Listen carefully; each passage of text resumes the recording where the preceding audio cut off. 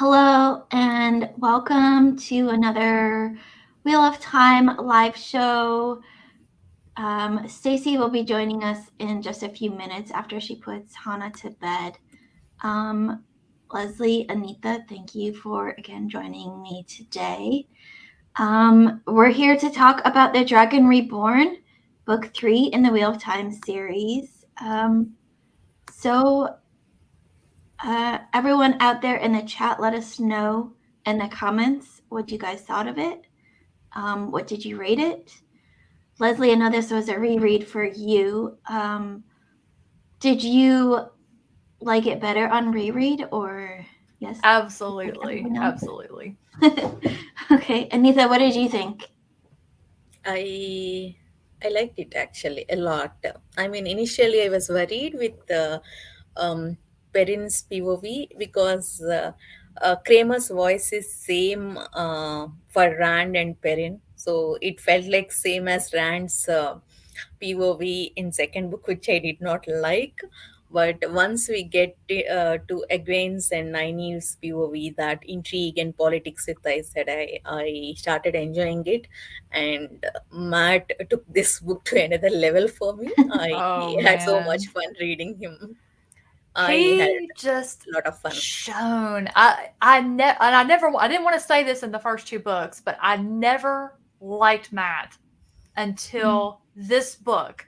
Yeah. And it's because he almost didn't exist. We never got to know him because he's got that dagger and he's just not himself really, or he's sick, or everybody else kind of takes the stage away from him.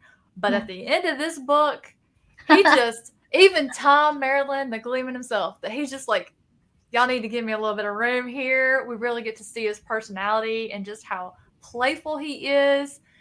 Ah, I I love it. Not for myself. I'm very structured, but I love that he's just our character that just embodies just chance, like the fly by the seat.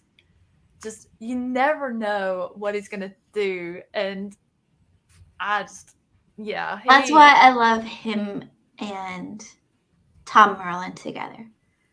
And we'll talk about that further when we get into some spoilers. I'd oops. like to keep at least a couple minutes spoiler free for people that haven't read it yet that might be watching this now or later on a playback. For me, I just finished this morning because I had to work late last night. And so my thoughts are kind of still percolating about a final rating. I think this live show will help kind of solidify where my actual rating of it is. But in terms of the series so far, I would say this is my least favorite, but I still thoroughly enjoyed it. Lezlie has heard a bunch of my thoughts as I was reading it and after I finished it. To me, and it felt a bit jumbled throughout the book. I would have liked a little bit more structure, and I don't know if that's just where my brain was at this month. It was a very crazy, hectic month for me in general, and Well, so it could be a little bit of where my brain personally was at. maybe not, because Okay. this one really starts to hone in on the prophecy of the dragon reborn, and there's just so many pieces of this prophecy that has to be met. And what we've learned is it's not just one person that has to meet them all. It can be many different people fulfilling parts of it, as long as they're all there for the last battle. Right. And just that's going to require, you know, just people, like our group is never going to stay together. Yeah. And it's, when you look at it, it's a 14 book series. If they all stayed together, it'd be over pretty quick, or things wouldn't get done very fast, because and when you have that many characters, you can't focus on a whole lot of them at once, or you're going to have some development issues. But I can see where it could kind of come across as jumbled, Mm-hmm. because we're we're learning about a prophecy. We're trying to figure out what exactly it means, because just because it says this doesn't necessarily mean literally this person has to go, you know, Right. do this in this manner. So I can kind of see where it might feel jumbled, and Yeah. so I I think mean also, I could see that. I think also, you know, on reread when I'm able to focus better, I had, because I was dealing with a lot of stress, and you know, at one point during this month I was dealing with COVID. My concentration level has been Oh yeah, absolute crap this month. And so yeah. I think, you know, if I was able to concentrate better while I was reading it, um, different bits that I thought were more jumbled than they needed to be probably aren't as jumbled as my brain perceived them. Which is why I said I think it was partly just my brain and where it was at. Mm-hmm. But I did Anitha brought up Matt, and you know, for me, like Lezlie said, Matt has kind of been so far in this series that like background character, that he's there for bits and pieces, mostly, you know, to throw in a little bit of humor here and there. But he really shone in this book and made me appreciate his character 10 times more than we ever got to in the first two books. And he in this book, he was my favorite character. Definitely. Um, Easy. I can't say that, you know, for this series, but definitely for this book, he was, I mean, he was the star of the book. Mm-hmm. The majority of the book felt like, even if he wasn't in the scene, it revolved around him. Which is kind of ironic because the title of the book is The Dragon Reborn. Yeah, yeah, and he And wasn't in it much. right, everything's about Rand being the Dragon Reborn, but this book kind of just, Yeah, it felt like it was the Perrin and Matt show. right. Yeah. Hello, Stacy. Stacy, Hi. welcome to the chat. Yeah. Have you finished the book? Oh, yeah, yeah. I finished. I think another thing that I like about this series is everything's not handed to you at once to try to keep up with. It's so intricate. There's so many details to it, and we're just slowly building this and learning about it. Like we're starting to learn about the different ajas of Right. the Aes Sedai and what their specialty is by the different colors. Yeah. I enjoyed learning about that, getting a little information, just enough, not about all of them. Like he didn't go Right. into and be like, all right, here's all of them. Here's what they specialize in. Here's What's pertinent to the story at the we time. right. We just got a few introduced at the time, and you know I love whatever new thing we get that's tied with the magic that's Yeah. either tainted or not tainted yet. And this one we get to learn about the dream world. Mhm. And what did y'all think about that with Egwene? Okay. Um, sorry, I was thinking something else. Suddenly, I came here. I totally forgot what I was about to say.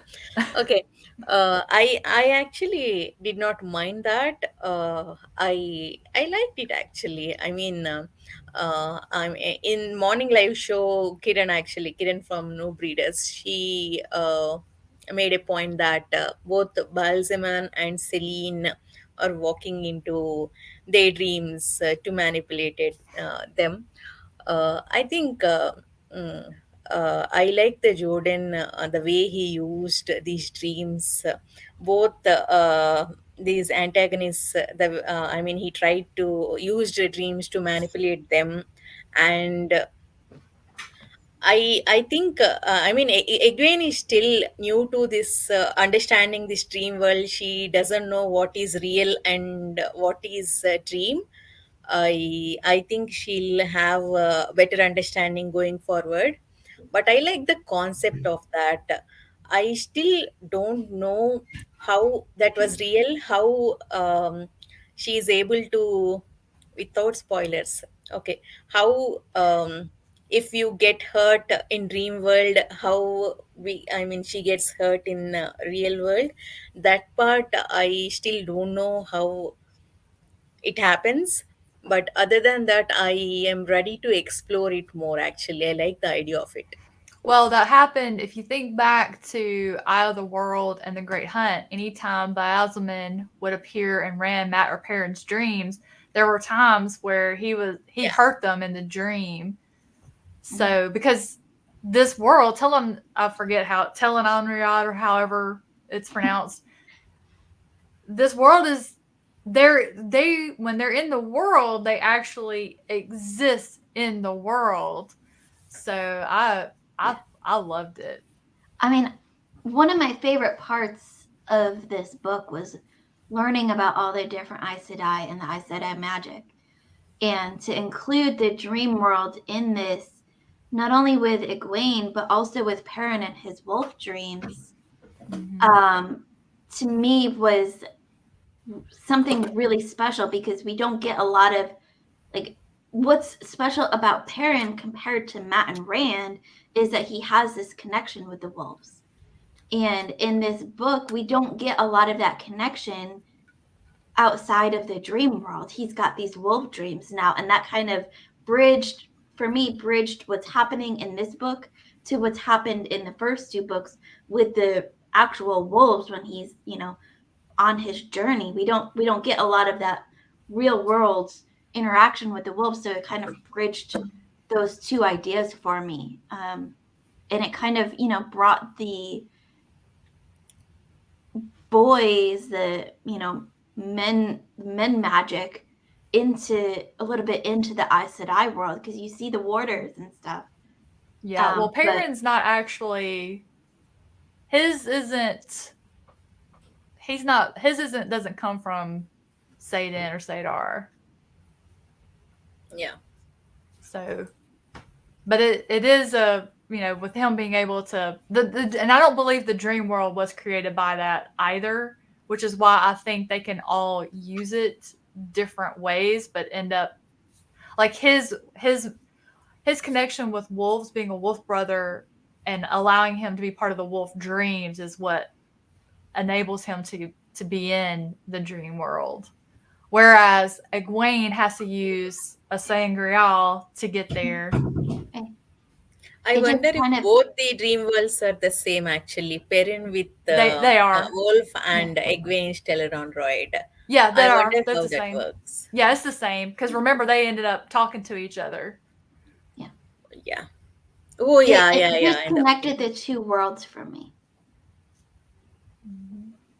Especially when we have, these sets of characters that aren't all together physically. It kind of brought them together for me. It's a great way to communicate with each other when they're separated actually. If they find that way to communicate. Once they figured it out, they just all thought they were, each one was doing something and they didn't realize that they were all actually present. They just thought they were dreaming of the other one. Right. Yeah. How did you like the pacing in this one? For me, the pacing changed throughout the book. It wasn't one steady pace. For me, it felt like it sped up and slowed down at different parts, and it made it harder for me where my brain was at in the month to have a steady read of it. I didn't mind the pacing actually. I liked it from the beginning, but that last third actually, it got very fast. It was very exciting. Everything happening, they all came together. But I liked it from the beginning. It did not slow down for me. Even the slow moments. Yeah. This one felt like it moved faster than the other two for me. Yeah. Because there was constantly, like throughout this one, we were moving, stuff was happening throughout the whole thing. we are learning something about the world, or if not the world, there is character development, be it Perrin, be it Matt, or be it Egwene and Nynaeve. There is something which occupies our brain all the time. Mm-hmm. Stacy? Like the pacing in this one. It didn't bother me when it would slow down or speed up because I think for the most part it just kept moving along. But I liked that we got a fewer slow moments with like Matt and Perrin and the girls and the places where they were, Mm-hmm. like in Ilion and Camelin and all the places they visited, to see all the little the details coming together that were leading them to where they were initially going to go by the end of the book, and Tyr, to see how they each got to the same place, and you got to have more of the character building with them. You got to know them better, and I Yeah. really like that, especially with Perrin. I mean, Matt, he's Matt, but Perrin, he's just so like he's like the quiet one, and you didn't really get as much from him in the first two books, aside from him like, I don't want to be a wolf, I don't want to be a wolf. But then in this one we did get more with him, and I really enjoyed that because I think he is a good character. He's kind of slow, but he's a good character. I felt like we Sure. got more Perrin than Matt in the first two books. Yeah. First book, definitely. Second book, Perrin was barely there. Other than tracking, he did not do anything, as far as I can remember. Well, he was struggling. He was trying to stay in the background because he didn't want anybody to notice. He had Right. yellow Yeah. eyes. Yeah. Like it kind of, Jordan uses more than just the actual words of the story to kind of get the point across of what is happening with the character. Yeah. Like Perrin was in the backdrop of the Great Hunt because that's where he wanted to be. He did not want to be noticed by anybody because he was scared they were going to think he was a man who channeled and they would Yeah. try to general him. And what does that mean? Like the whole fear is none of them fully understand. Like these were all stories they were told as children to scare them into behaving. Suddenly they're thrust into the world where they find out not only is it true, but it's happening to them, and they're just like, what do I do? And they're just scared Right. to tell anybody because how's anybody going to act? Because, well, Egwene was told the same stories that Perrin was. Is she going to hate him now? And now that she's Aes Sedai, that big mystery, what is she going to do to him? And it's just, you just, it's clever. It's clever. Yeah.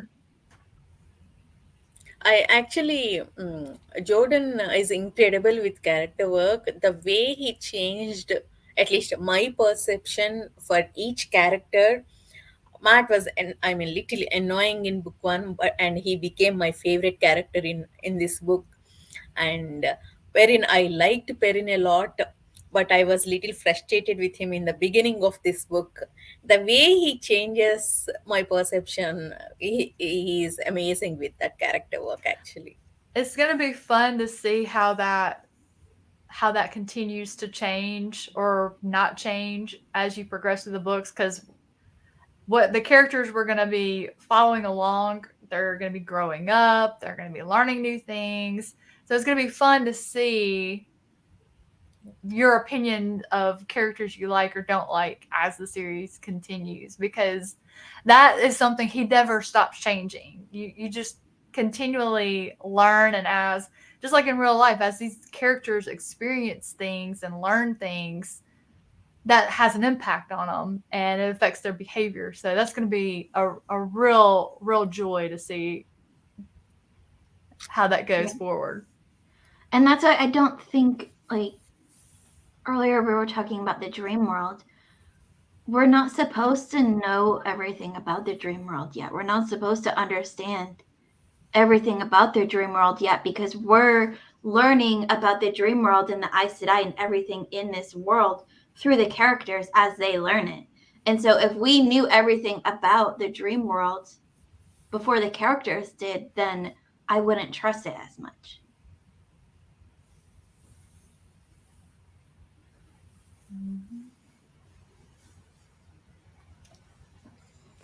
Trying to And think what else was in there.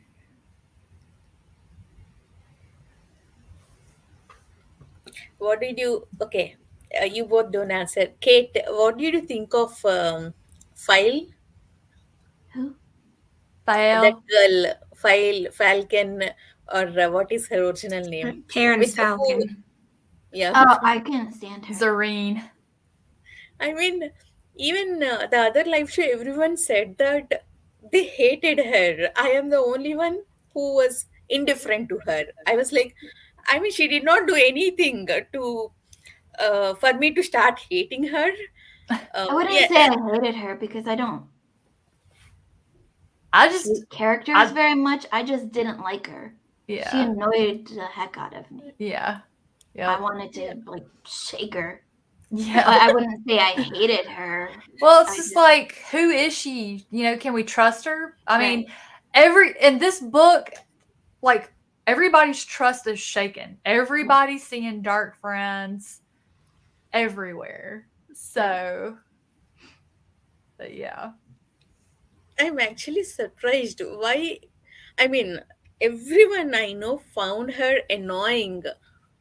I am very indifferent to her. I mean, like, she did not, sorry to say this, but she did not matter to me. I did not give her enough focus to be annoyed, actually. I guess she got on my nerves because she got on Perrin's nerves because she kept calling him blacksmith and Right, and she was mocking everyone, Yeah. and she walked around with a certain air that she was better than everyone else, and she could do whatever she wanted to, and I I just guess I just don't like did not characters like care that. about her. this is gonna be fun. I can read Stacy's expression and I know what you're thinking. I know, I have seen her comment actually. She said she hates her or something.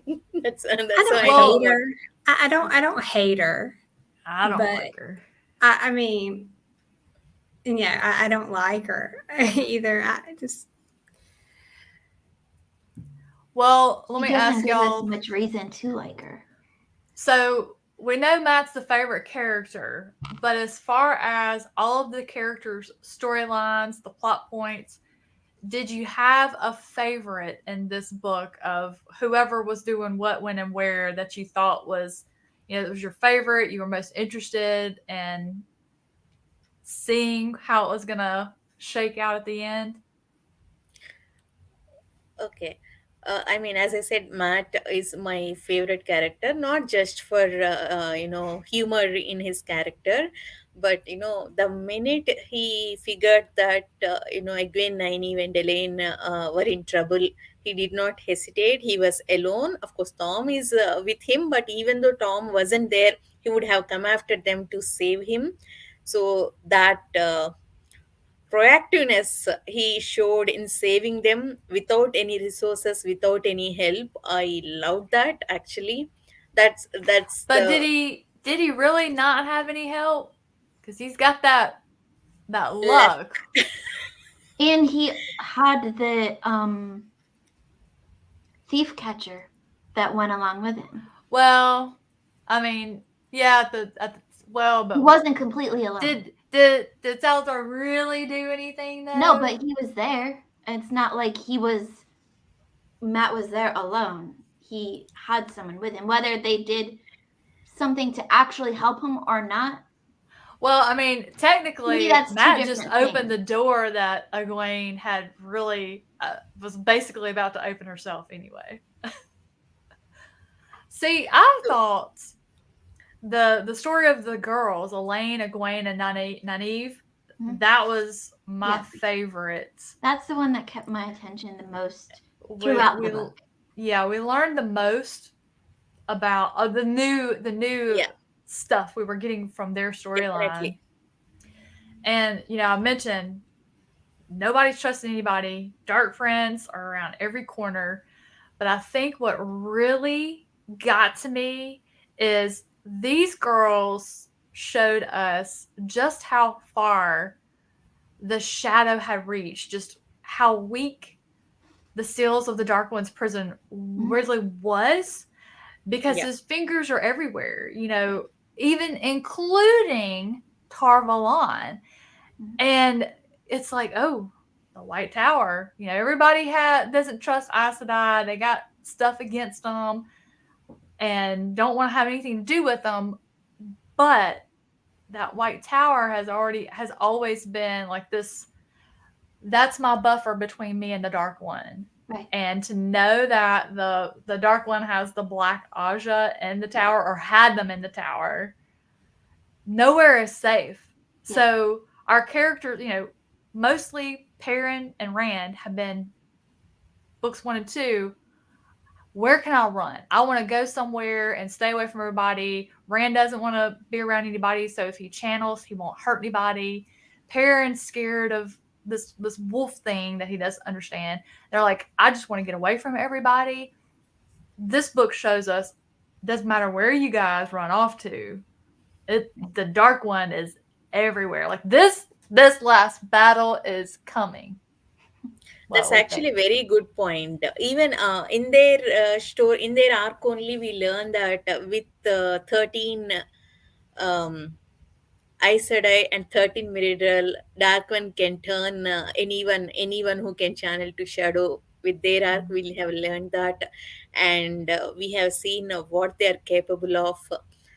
Their arc is my favorite thing in to read. Actually, I think most of the books, almost 2/3 of the book, is focused on their arc. I combined actually even Matt's arc with them. Actually, that's my favorite to read. Follow them.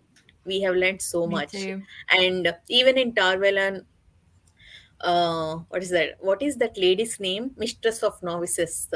Doubting, Shiriam. yeah, Shiriam. You Doubting go to her. her office one time, you won't forget her name. Yeah. So, doubting each and every Aes Sedai whom they did not previously. That intrigue I really enjoyed. Oh yeah, because I forgot about the gray men were introduced in this one too. Yeah. That's scary. Yeah. What's funny is, and I actually truthfully cannot remember, but when the gray man got in the tower and Egwene and Nynaeve came in contact with him, and he ended up getting killed when he shot the bolt at him and stuff. Shiriam pops up, and I'm like, and I honestly can't remember if she's Black Aja or not, but I'm like, I think she is. Nynaeve notices she did not even ask who killed him. Right. So I was like,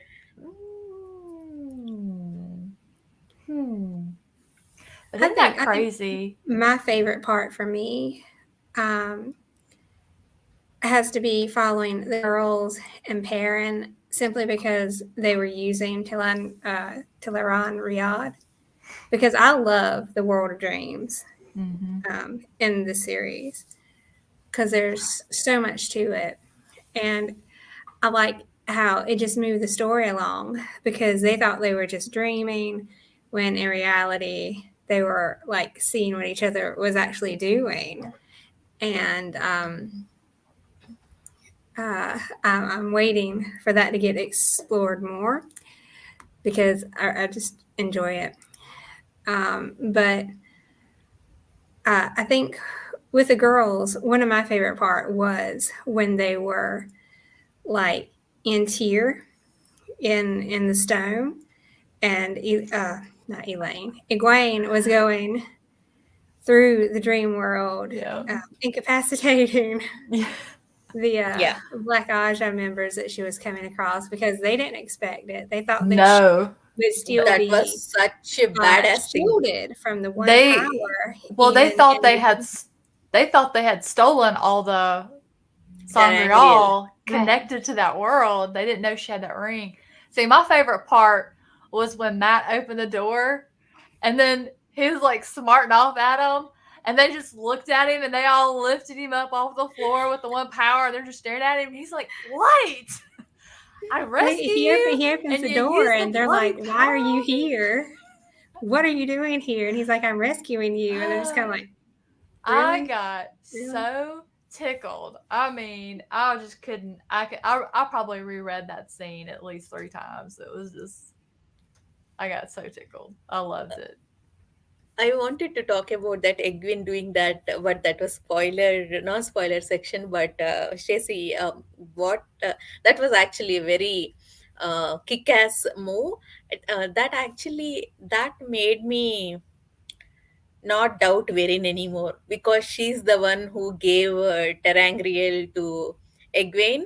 So with she helped actually indirectly she helped these girls. So I don't doubt her anymore, and I I scream. I mean, what is the positive word for screaming? I was like when she incapacitated that first. I said I was like yeah, I was you know like, "Oh, this is about to get fun." Because yeah. that's the best part about Elaine, Egwene, and Nynaeve.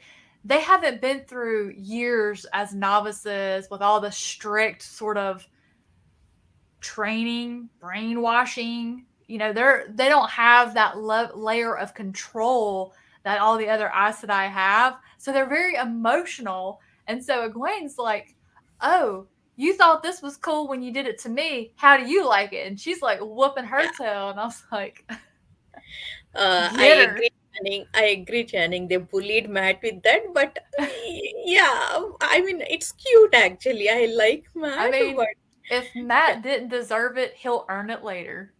He's The thing that he's I one of liked those. about that was it set stereotypes on its end. It flipped stereotypes around. You have this stereotype of the women in trouble and the man coming to save them. And that's what Matt thought he was doing. And they're like, "We don't need you to save us. We're saving ourselves." And so it flipped that stereotype for me. Yeah, I wouldn't have been surprised if Nynaeve would be like, "Shut that door back. We got I this." mean, I like because Nynaeve, she punched Amiko, the Black Aja, who was guarding them, and Matt was so indignant about them like punching a woman who can't move. Yeah, it's And like, so like you don't know what she is. uh, Stay out of it when you don't know. Nynaeve is not taking anything.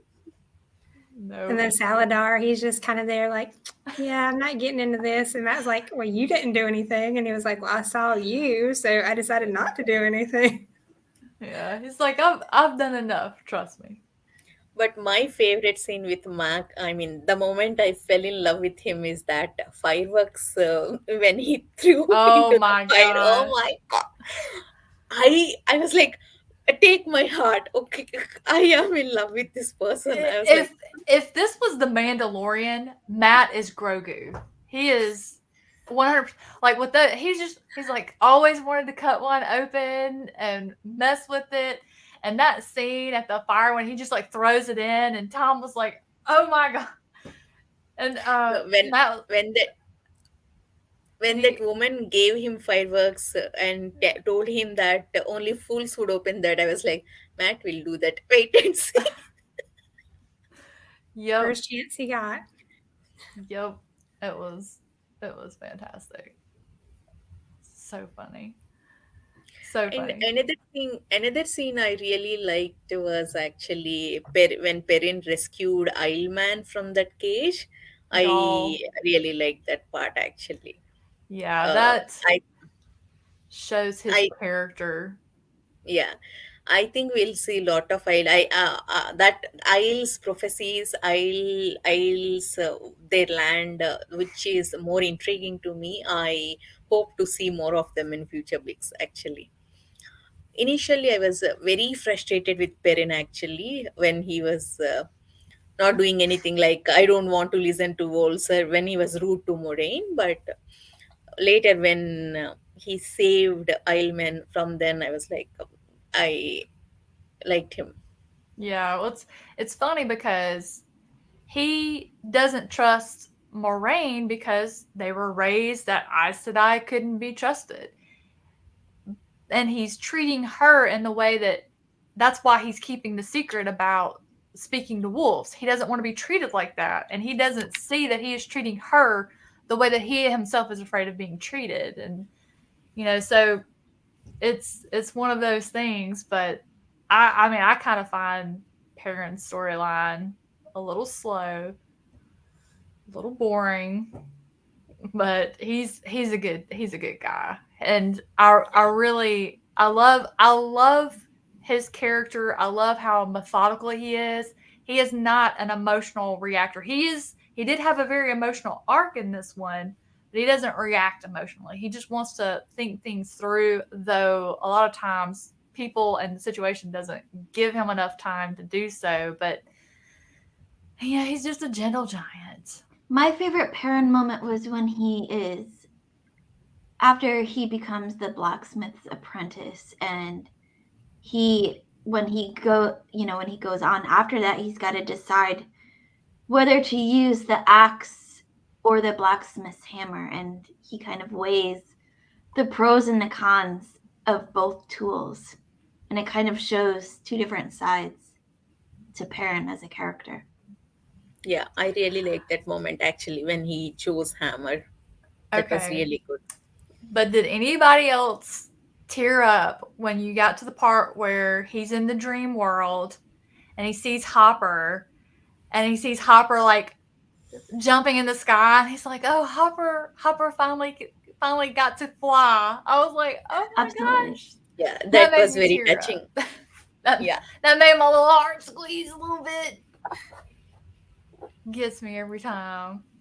I enjoyed one of the other things I enjoyed in this one was the Aiel, because we saw each little group of characters, like Elaine and them. They met with Avienda and some of the other maidens of the spear. Of course, Perrin, he rescues Gaul because he's the one who's in the cage back in that part. And then Matt, when he's accosted there on the rooftop in Tyr. And he has no idea at first, and he's just like run off at the mouth, and he's like, "Oh, yes. Black-veiled eel." But it was interesting to see the different meetings, and you didn't really learn a lot with Matt's meeting other than they wanted him to keep his mouth shut, and then he goes and says all these fireworks. But I was like, and Anitha, Gwen, and Elaine, you get to know a bit about the maidens and how they're wedded to the spear, and they, get to make a choice whether they want to give it up and get married and have children, or, they can have children, but if they want to stay married to the spear, they, give them to the wise ones, which is considered a great honor because they all did that in hopes it would be the Dragon Reborn.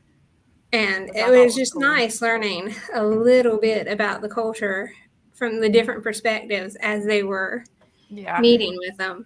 And it's so involved. That's another thing that's like, I love how we just get a little bit at a time. We get bite-sized pieces, because there's some books where everything's given to you at once, and I'm like, I gotta take all these notes because I'm not gonna be able to keep all this complex magic system or all 12 cultures, 8 Ajas, and we got the secret Aja.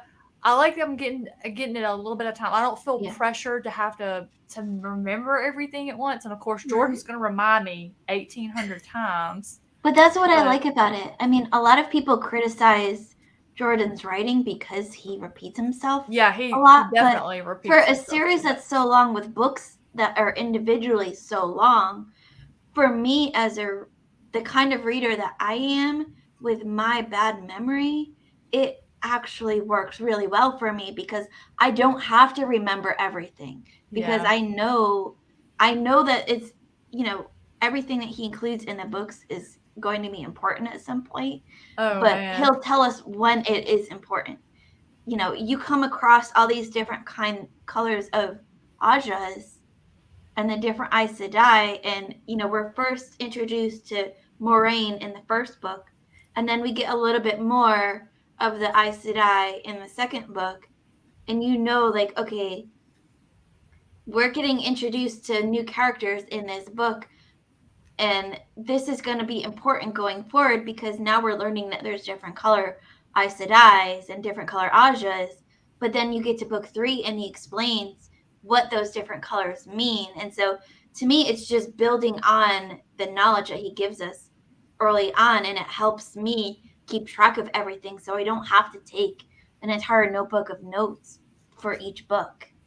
Well, the repetitive stuff that gets on my nerves is just the kind, like, we know that Rand doesn't want to channel. We know Perrin doesn't want to be a wolf brother. Like, we know these things, but it's just like over and over. I'm like, take a shot. Oh, Perrin touched his axe. Knock one back. Oh, I'm about to say the same. Yeah, Rand doesn't want to be controlled by an Aes Sedai. Take another one. When Nynaeve tugged at her, tugs her braid. I forgive her because when she tugs that braid, she's pissed and something usually funny is about to happen. Funny for me, but not for whoever the other person is that's getting targeted. Which is a lot of the time. A lot of the time. I mean, it didn't bother me at all because to me that was just part of their characters. And so, in previous live shows, we talked about how, Rand doesn't want to be gentled by the Aes Sedai, and he doesn't want to be thought of the dragon reborn. And to me, that's just him, trying to come to terms in his own way with what's happening to him. And Perrin not wanting to be, in this wolf world. To me, it's just part of their characters and how they're trying to deal with what's all happening to them. So it didn't bother me. Well, I'll give Rand a little bit of leniency because some of his, I like to think, is maybe that madness, the tainted half of the one power that belongs to the males. I wonder if part of his neurotic just, I don't want to be controlled by this. I don't want to be used by this. I don't want to do this. I wonder if that's just that madness just kind of tap dancing on him just and a the little pressure bit. of having this huge prophecy now sit on you. Yeah. And I mean, to be that young and to have such a huge world-saving prophecy at this point, he doesn't know that the prophecy can be fulfilled by more than one person. Now his part is all on him. Like the Dragon Reborn is got to be the one that battles the Dark One in the last battle. Like, he's definitely bearing the brunt of the dirty work. I would have run. I would not have wasted time thinking about it. If I had been Rand in book 1, first time I saw a Trolloc on my farm, I would have been gone. Gone. Never seen again. Nope. Yeah, I already can tell you, the world would not have been saved if I had been the chosen one. I apologize. Yeah, y'all would just be left to burn.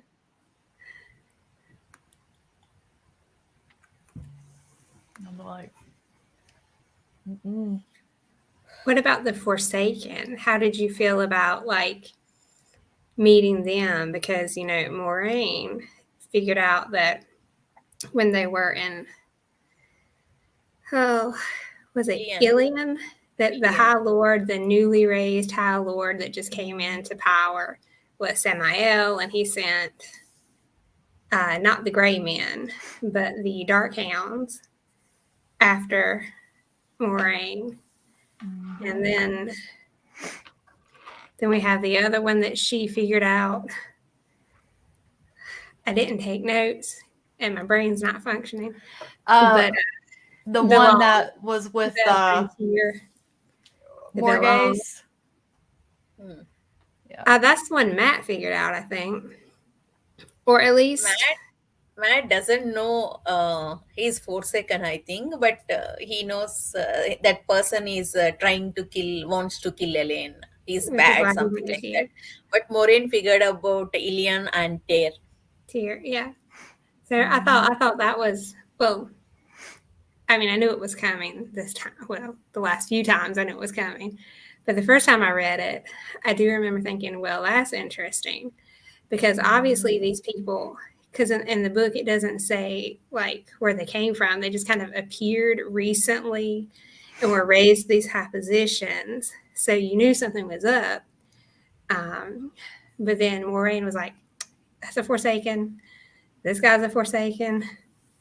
And it was interesting. I wonder how their powers work actually, because as of now we know only Aes Sedai and these guys who can channel that one power, but I don't know what Forsaken are capable of. They're affecting. I mean, they're not guarding their dreams. They're everyone are able to dream about what they dream, and Celine can travel to the alternate world. She can travel anywhere. She can dream walk. I don't know how their powers work or where they got that power from. Yeah. Well, any of them that have the one power can use the portal stones and the dream world, but don't worry, it's coming.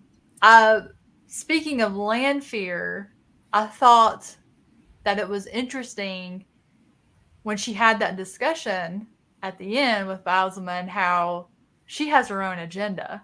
Mm-hmm. And he kind of caught wind of it and he was like, better get your head straight, girl. She's going to serve the Dark Lord, but she's going to make sure that she gets ran one way or another because she's just not letting that go.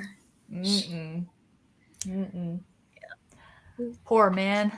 Livisterin belongs to him actually, no matter how many girls come in the her audacity to send that letter with the first Mayim telling them that they can keep him for now, but she will be back to get him. She's not going to give up. Which is scary. Mm-hmm. Yeah, because, same Angie. Yeah, so I really can't say anything. I was about to say something else about it, but I was like, no, that's a spoiler. It's so hard not to say spoilers. I know. Or but I did like how she turned up in the book though, because she was in Tar Valon. She was, posing as the Elsie Grinwell who had been kicked out like a week before, which explains the interaction with Matt and how she had nothing to do with him, and then leading them to the Black Aja items that were destroyed after they left, but then they, miraculously found them intact in like a storage room and all that. And then her meeting Egwene in the dream world as Sylvie, the one who sent her back from the Stone of Tyr. I just like how she appears. She's just everywhere. She is up to something. I wonder what her agenda is actually. Okay, to the point you brought up Elsie, Stacy. Okay, you guys think actually. Kate, do you think that Elsie was killed or without killing Celine took her form? Well, it said that when they found out that the Amaryllis said she sent her home like a week or 2 weeks prior. Yeah, I mean that means she was safe at home, or on the way Celine killed her and take her form. No, I don't think they don't have to kill people to take their form. Okay. I don't think. Yeah, she is a master of disguise because she's disguised herself several times throughout so far. Yeah. I mean, if they had to kill everybody they came across to look like somebody, that would run out give of away. characters. Yeah, that would give up the gig pretty quick.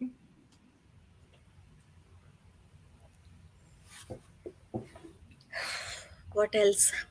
I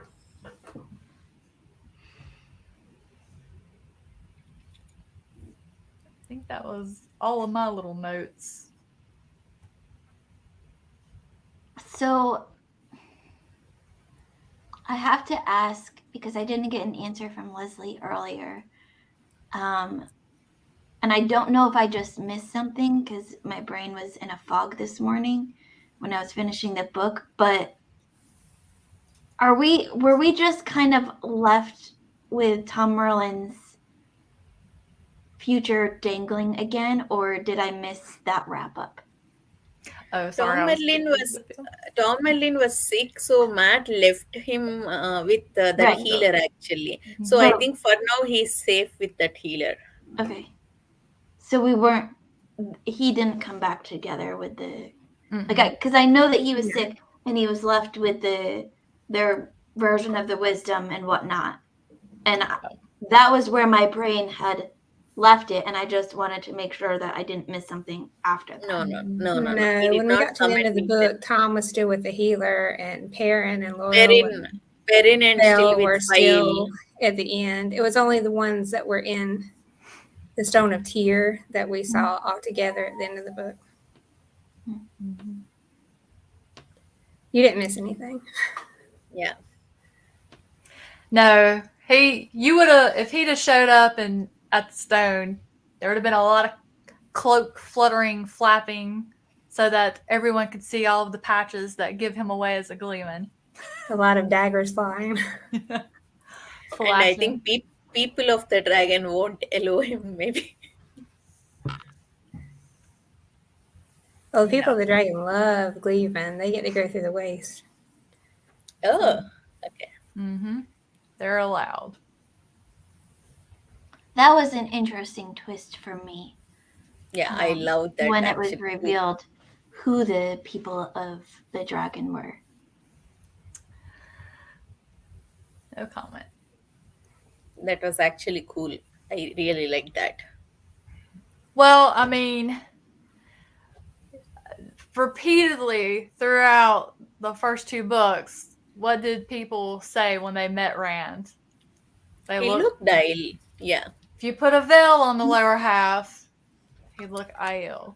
So, and we know now in the prophecy that a maiden of the spear was the mother of the dragon reborn. So, right.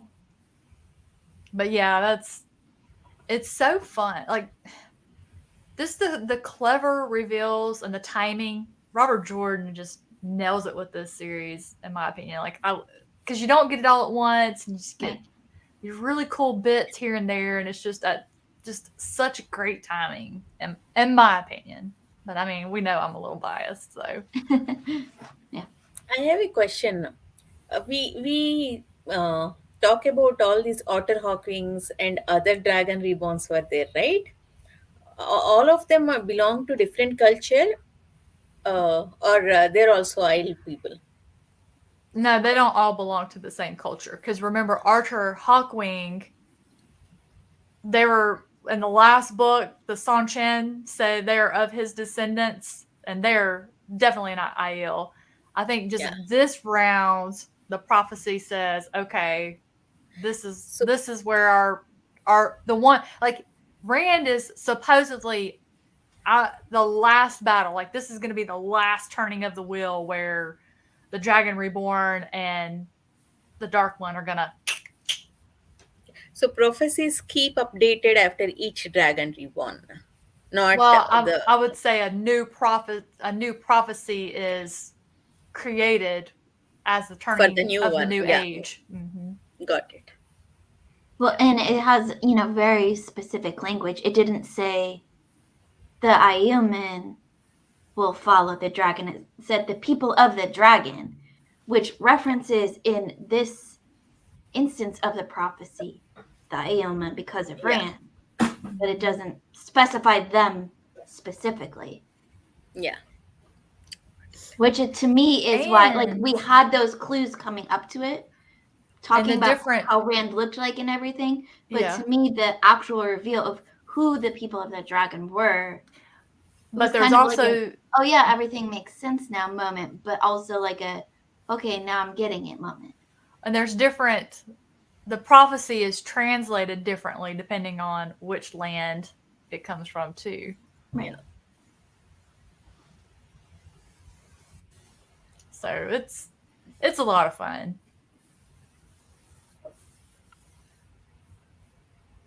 I hope Matt continues to be this character. That's my only hope for this series.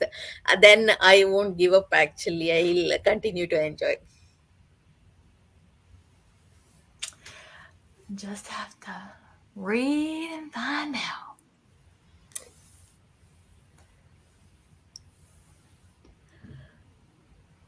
Is there anything Some of my favorite things that we learn about are going to be in the next book, so I'm excited. Yeah, that's. I mean, many people have next book as favorite. Actually, it's super Really? hype. So many people told me that their favorite is fourth book. Yeah, most everybody that I've looked at is The Great Hunt, but it's always in the top 3 is the second book. So, but I always tell folks, if you read the first 3 and you like them, you're going to do fine with the series. But if you have any issues with the first 3, like if you don't like how the writing style is, the fact that the group's going to be split up, brought back together, sometimes not brought back together in the same book. If you don't like, if you haven't clicked with that, yeah, like it's not worth going ahead, because basically it's going to be more of the same as we continue on through the series. Yeah. My thought was I decided to give it 6 books. Until 6th book, if I don't like, I'll stop. That's what my plan. But now I am really super enthusiastic about it, especially after this last book, 3rd book. That's funny. I would have thought if of the first 3, the second would be everybody's favorite. So, but I'm excited to see reactions to some of the stuff that's going to pop up in the next one. So far, my ranking is 1, 3, 2. It's very weird. Mine's 2, 1, 3. Same. Yeah, I think mine is probably 2, 1, 3. Although 1 is still just like super nostalgic, but Yeah. You can be nostalgic without being your favorite, though. But it's the introduction. It's the beginning of the world. I mean, that's the whole point of having a book 1 in a series. Yep. When I think about my favorite series, when I think about like Outlander, we're introduced to a lot of the main characters in the first book, but that's not my favorite book in the series. It still has nostalgia for me because we get the places and the ideas and the characters, but I mean, with that series, just like with Wheel of Time, you get different points of views as you go through the series. And if if the main character in the first book is not your favorite, you still have a chance to like the series as a whole because you're not stuck with that one character the whole time. I don't know if I actually have a favorite because I think I change my mind a little bit with each read through, depending on what I pick up on that I may have missed before in each book. I mean, even what they call the slog doesn't even really faze me because of what we're learning in the books that we come across later in the series. It's just he has so much information that he's giving you, and he doesn't like info dump.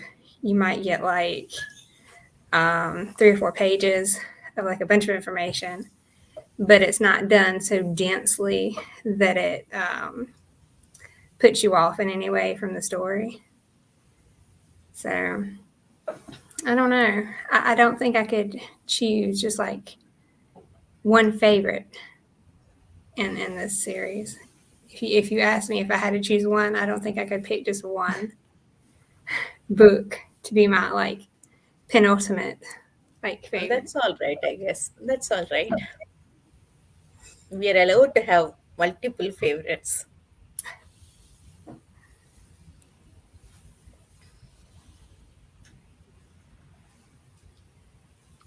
Well, That's if that's there was because you don't like the series, Channing. Sorry, Kate, go ahead. I understand exactly how you feel.